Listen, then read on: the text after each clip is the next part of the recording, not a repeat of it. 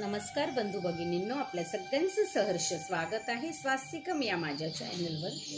आज मी आपल्यासाठी श्री देवी भागवत पुराणातील पुढील कथा घेऊन आलेली आहे।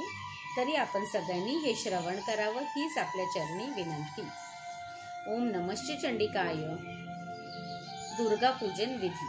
हे वीरेंद्रा, आता दुर्गा पूजन विधान ऐक। ही देवी सर्वांच्या बुद्धीची अधिदेवी आहे, तसेच सर्वांची अंतर्यामी रूपिणी आहे। नवाक्षर मंत्राने हिचे ध्यान करावे। या मंत्राचे ऋषी ब्रह्मा, विष्णू, महेश आहेत आणि छंद गायत्री, उष्णिक आणि त्रिष्टुप आहे। षोडोपचाराने पूजा करावी। नंतर दुर्गा सप्तशतीचा पाठ करावा, कारण हे स्तोत्र तिन्ही लोकात अनुपम असे आहे। नवरात्रात एकाग्र मनाने दुर्गेचा स्तोत्राचा पाठ करावा। ओम नमश्च चंडिकाय। श्री देवी पर्णमस्तु। शुभं भवतु, शुभं भवतु, शुभं भवतु।